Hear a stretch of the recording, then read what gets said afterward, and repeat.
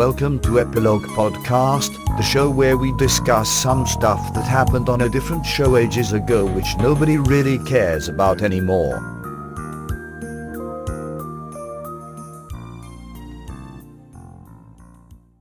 Hi, I'm Portponky. And I'm LeBloc. Today we are discussing Farscape, Season 1, Episode 4, Thrown for a Loss. Rigel gets kidnapped by mercenaries and the crew begrudgingly rescue him.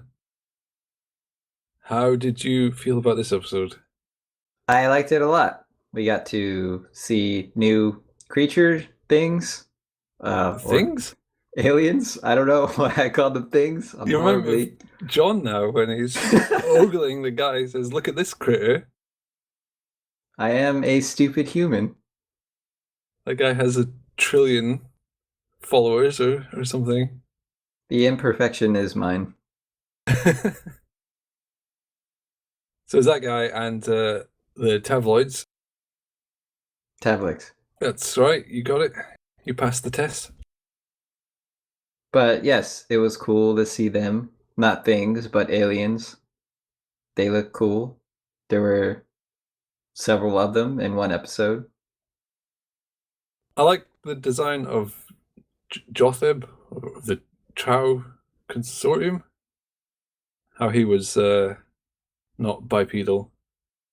Or was he? I don't know. It's all kind of tentacles and sort of crustacean bits. He could be bipedal. He was submerged in the mud, though. Yeah. I wasn't sure, though. And the tablets were pretty gnarly. Especially the leader guy who had metal entirely over his face. Was that a fashion statement? What was that? I'm glad it wasn't explained. It made him seem more menacing, but it is strange. The other ones had metal patches and stitches and stuff, so I assume it's just like armor replacing a wound or something. It could be a serious piercing. That's pretty hardcore for a piercing. Get your face pierced. The whole top of your face. I really like the design of their arm cannon weapon. Gauntlet, yes.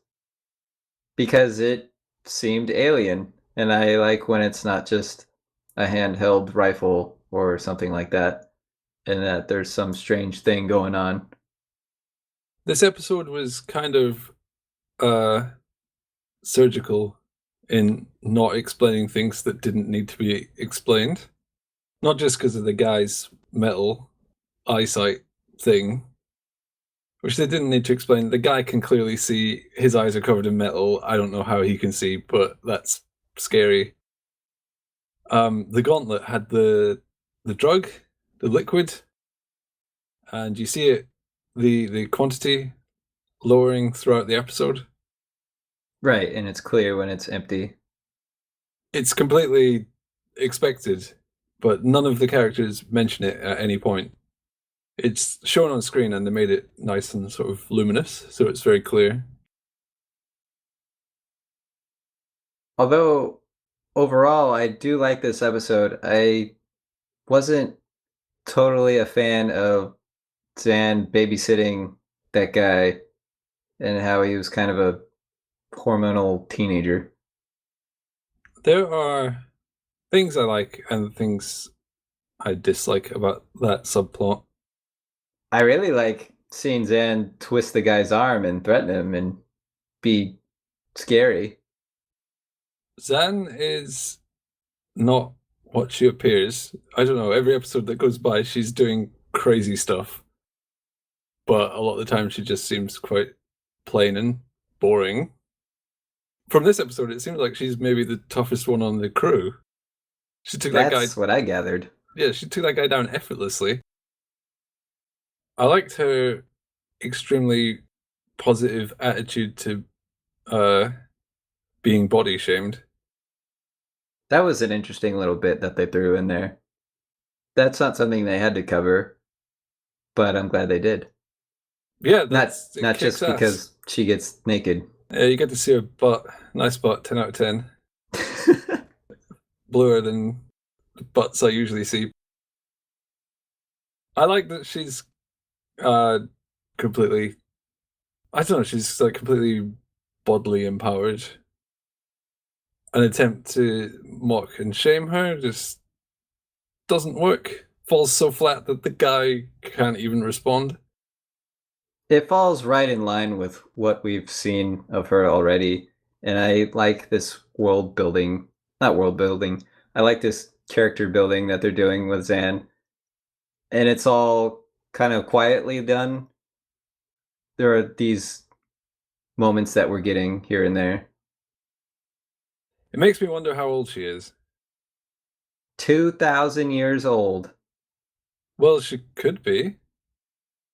Sure. That's why I'm throwing it out there. Okay. Dargo said he was 30, and she said he was a child. And 30 what, though? cycles.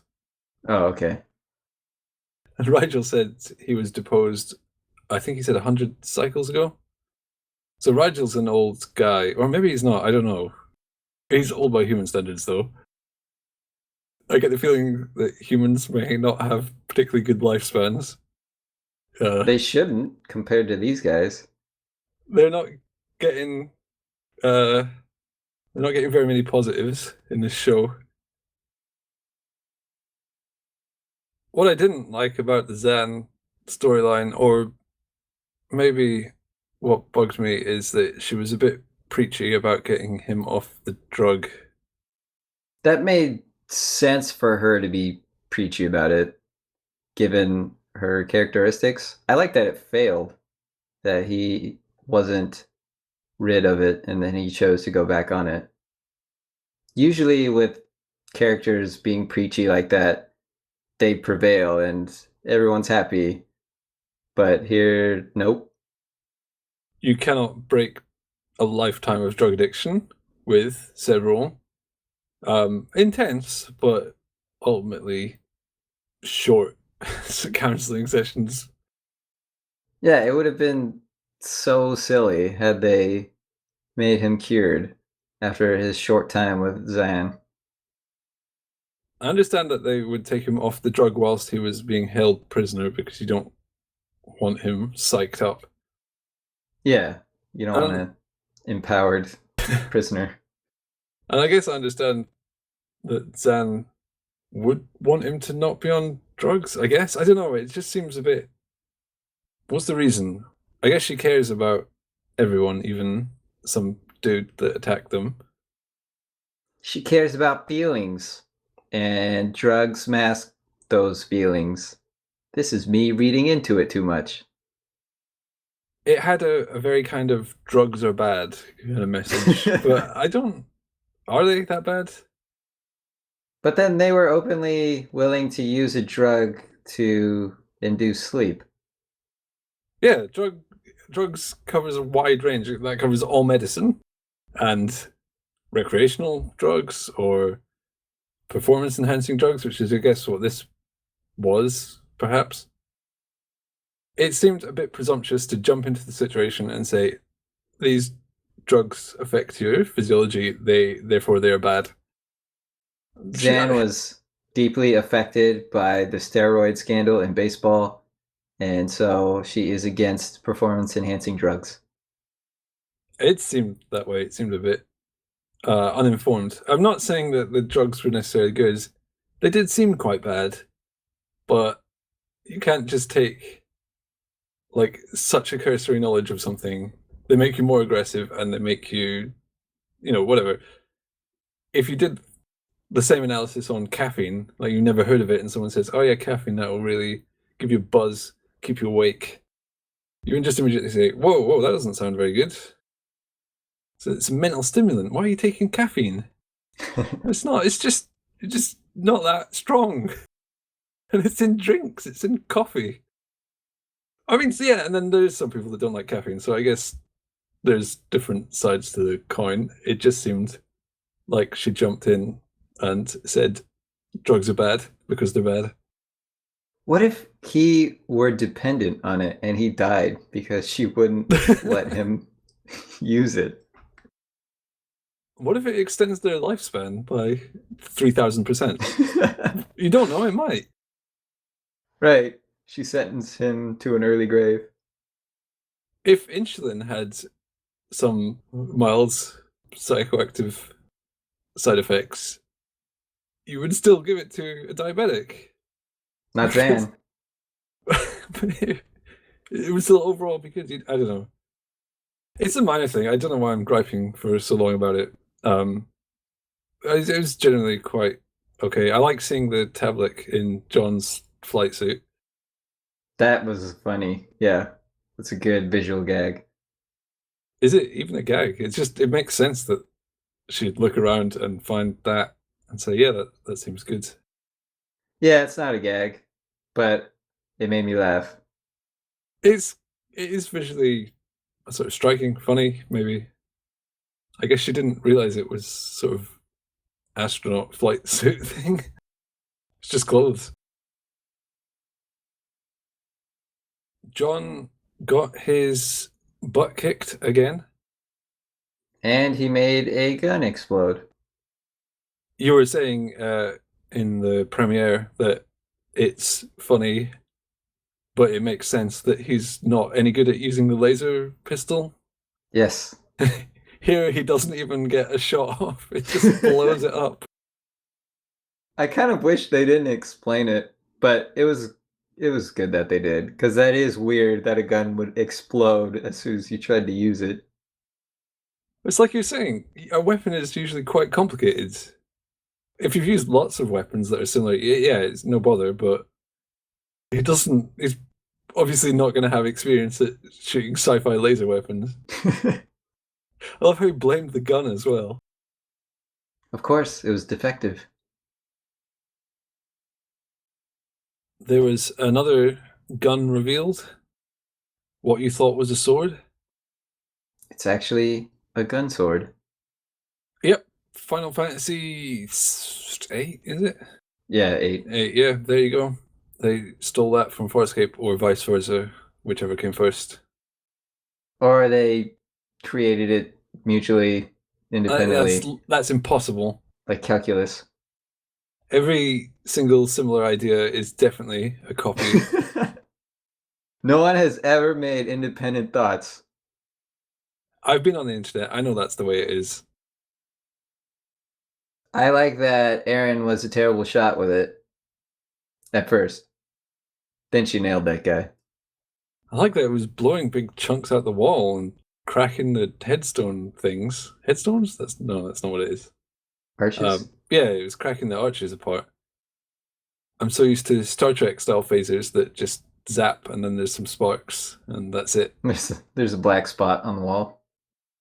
Sometimes there's not even that, to be honest. But this was causing actual explosions. It looked like if you got hit by it, it would kill you. Speaking of getting killed, I really like that Erin had to beat up Dargo. Did she?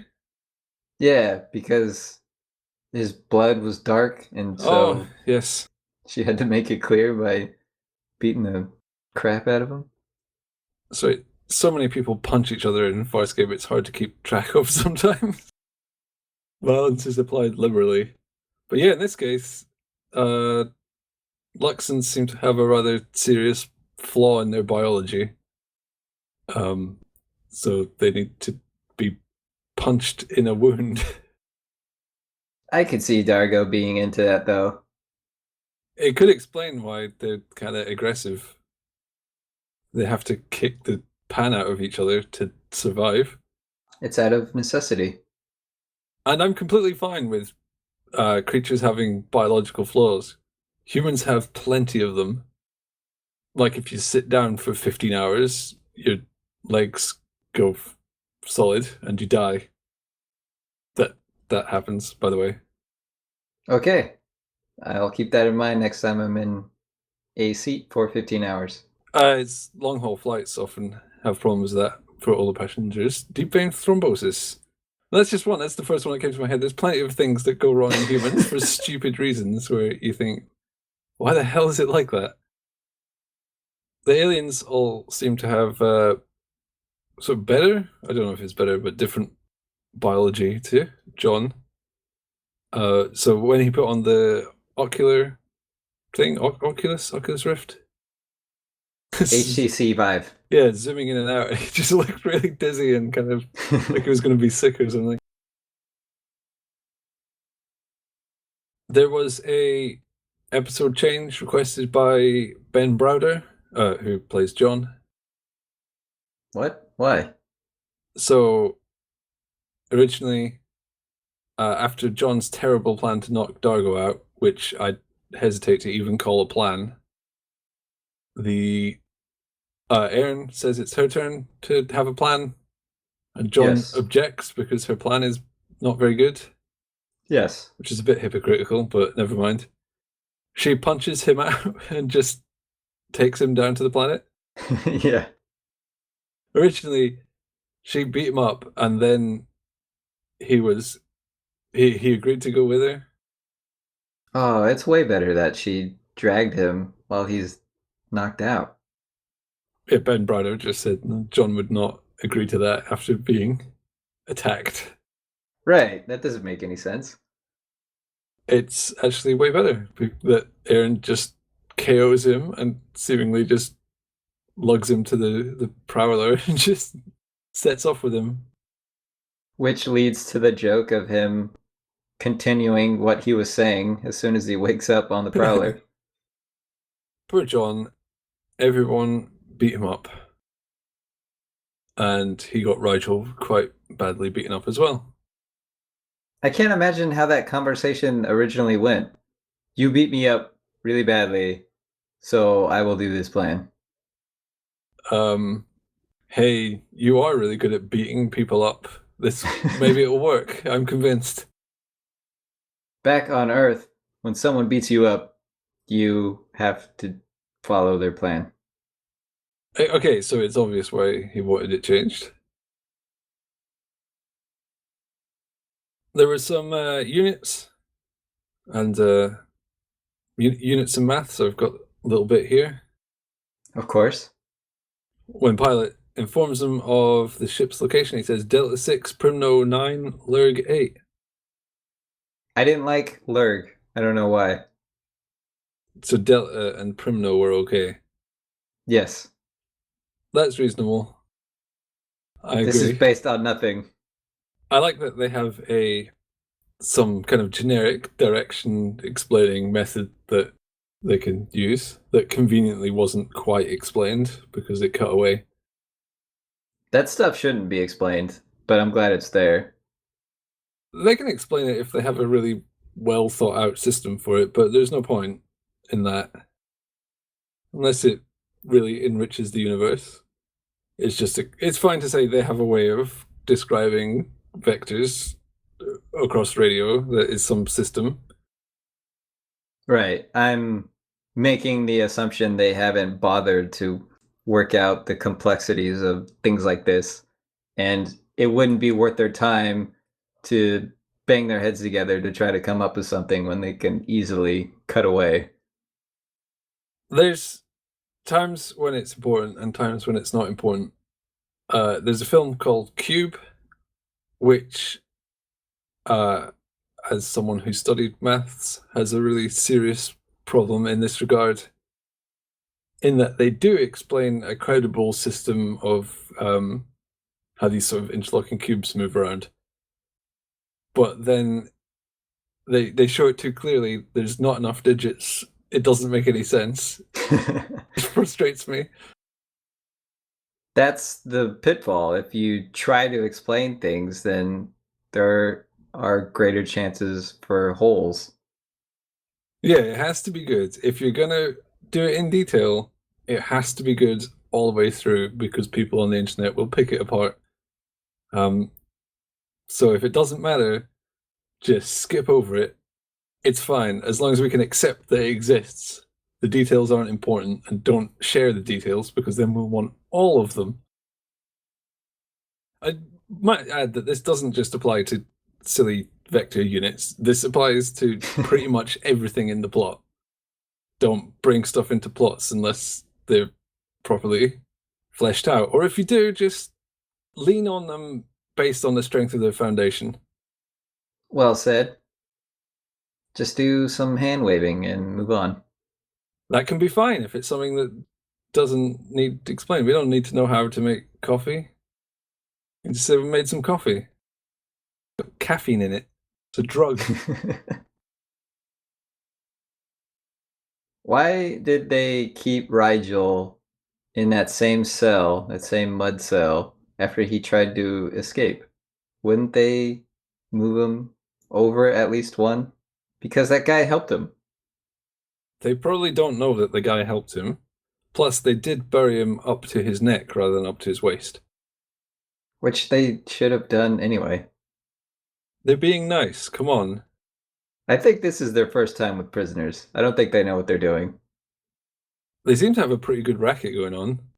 That Jotheb guy was worth a fortune. So maybe it is their first time. Once they get the ransom for that guy, they'll probably retire. I suppose if you're good, you wouldn't have to do it a lot. You just one and done. Yeah, you probably got a good few years. But it depends how you want to live. These guys don't seem the type to settle down and start a family. No. They seem like they might be high rollers. They should have practiced on smaller time guys so they could get their imprisonment routine down. It seemed pretty good. I don't know, though, because that guy was worth a fortune, and if his consortium of Trow sent a battle fleet, they could have just annihilated everything on the planet, presumably. Also, he nearly kills Rigel. Rigel, well, he didn't know Rigel was worthless, but in his head, Rigel should have been worth more to him alive than dead. They're just drug addicts. They don't know what they're doing. And yes, these guys... There's no point in killing a hostage to teach them a lesson. It's not how hostages work.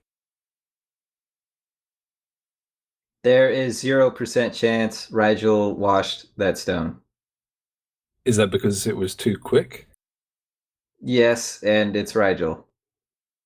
It looked pretty clean. He probably did wash it. It looked darker to me in that final scene compared to when it was on his scepter. Probably just the lighting. That's what I assumed, but I hope it's not, and that was intentional. I don't think it's a poop crystal. I'm sure he's a Dominar. He probably poops, feathers and butterflies. That sounds right. He's also disgusting. Also true.